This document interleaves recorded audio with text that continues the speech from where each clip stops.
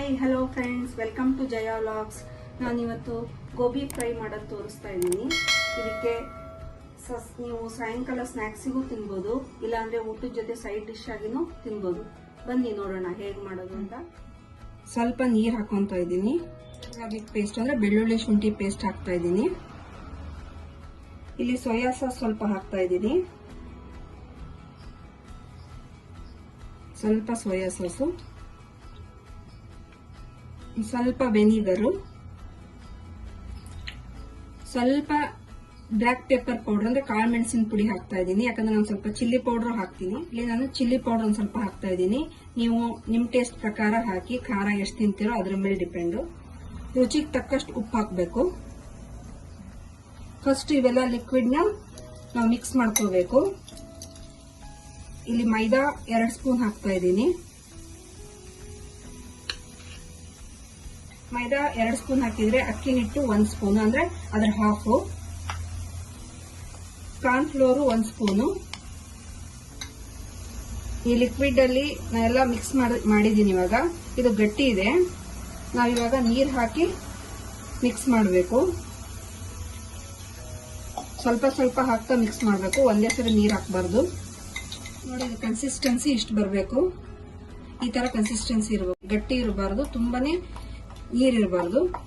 Medium ಹದಕ್ಕೆ ಇದನ್ನ mix ಮಾಡ್ಕೋಬೇಕು. ಗೋಬಿನ ನೀಟಾಗಿ ಹೆಚ್ಕೊಂಡು ಇದನ್ನ ಕುದಿಯೋ ಬಿಸಿನೀರಲ್ಲಿ ಉಪ್ಪು ಹಾಕಿ ಒಂದು 15 ನಿಮಿಷ ಬಿಟ್ಟು ಬಸದ್ ತಗೊಂಡಿದ್ದೀನಿ. ನೀರೆಲ್ಲ ಬಸ್ತೋಗಿದೆ. ಇವಾಗ ಇದನ್ನ ಮಿಕ್ಸ್ ಮಾಡಿರೋ ಹಿಟ್ಟಲ್ಲಿ ಹಾಕಿ ನಾವು ಮಿಕ್ಸ್ ಮಾಡ್ಕೊಳ್ಳೋಣ.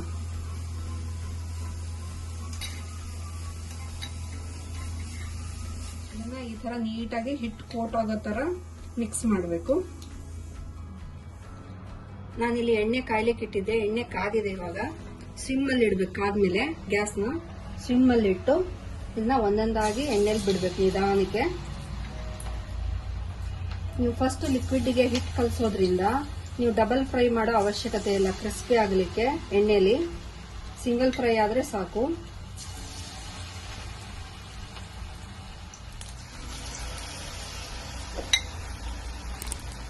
ಹಾಕೋವರೆಗೂ ಸ್ಟಿಮ್ಮಲ್ಲಿ ಇಟ್ಟಿದ್ದೆ. ಇವಾಗ ಸ್ವಲ್ಪ ಮೀಡಿಯಂ ಫ್ಲೇಮ್ ಮಾಡಿ ಫ್ರೈ ಮಾಡ್ತೀನಿ.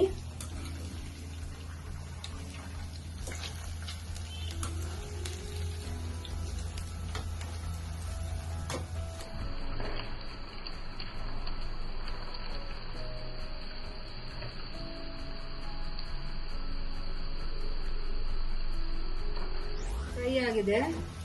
ಎಣ್ಣೆಯಿಂದ ತೆಗೆಯೋಣ. ಫ್ಲೇಮ್ ಸ್ವಿಮ್ ಮಾಡಿ ತೆಗಿಬೇಕು.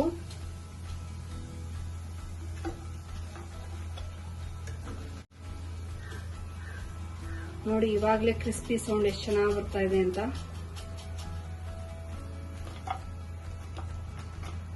ಮಾಡಿರೋ ಗೋಬಿನ ನಾವೊಂದು ಪೇಪರ್ ಕವರ್ ಅಲ್ಲಿ ಹಾಕಿ ಇದಕ್ಕೆ ಇವಾಗ ಪೆರಿ ಪೆರಿ ಮಸಾಲಾನ ಮಿಕ್ಸ್ ಮಾಡ್ತಾ ಇದ್ದೀನಿ. ಇದು ಪೆರಿ ಪೆರಿ ಮಸಾಲ ಅಂತ ಹೇಳ್ಬಿಟ್ಟು, ಇದು ಚಿಕ್ಕ ಮಕ್ಕಳಿಂದ ದೊಡ್ಡವರವರೆಗೂ ಇಷ್ಟ ಆಗುತ್ತೆ. ಇದು ಯಾವ ಕಂಪ್ನಿದಾದ್ರೂ ನೀವು ತಗೋಬಹುದು. ಇದು ಪೆರಿ ಪೆರಿ ಮಸಾಲ ಹಾಕ್ಬಿಟ್ಟು, ಡ್ರೈ ಪೌಡರ್ ಇರುತ್ತಿದು. ಈ ಮಸಾಲ ಪೌಡರ್ ಹಾಕಿ ಈ ತರ ಮಸಾಲ ಪೌಡರ್ ಹಾಕ್ಬಿಟ್ಟು ಇದನ್ನ ಹಿಂಗೆ ಹಿಡಿದು ಶೇಕ್ ಮಾಡಬೇಕು. ಅವಾಗ ಎಲ್ಲ ಸೈಡ್ಗೂ ಪೆರಿ ಪೆರಿ ಮಸಾಲ ಅಪ್ಲೈ ಆಗುತ್ತೆ. ಟೇಸ್ಟ್ ಎನ್ಹಾನ್ಸ್ ಆಗುತ್ತೆ. ಫ್ರೈಗೂ ಅಪ್ಲೈ ಆಗಿ ಟೇಸ್ಟ್ ತುಂಬಾ ಚೆನ್ನಾಗಿ ಬರುತ್ತೆ. ಶೇಕ್ ಮಾಡಿರೋ ಗೋಬಿ ಫ್ರೈನ ಇದಕ್ಕೆ ಹಾಕೋಣ ಬೌಲ್ಗೆ.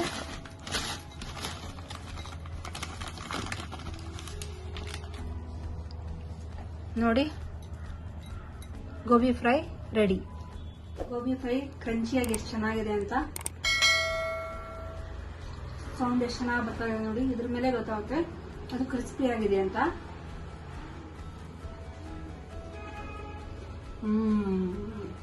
ನೀವು ಮನೆಯಲ್ಲಿ ಮಾಡಿ ನೋಡಿ, ನನಗೆ ಕಮೆಂಟ್ ಮಾಡಿ ತಿಳಿಸಿ. ನನ್ನ ವಿಡಿಯೋ ನೋಡಿ, ವಿಡಿಯೋ ಇಷ್ಟ ಆದಲ್ಲಿ ಲೈಕ್ ಮಾಡಿ, ಶೇರ್ ಮಾಡಿ, ಕಮೆಂಟ್ ಮಾಡಿ, ಸಬ್ಸ್ಕ್ರೈಬ್ ಮಾಡಿ.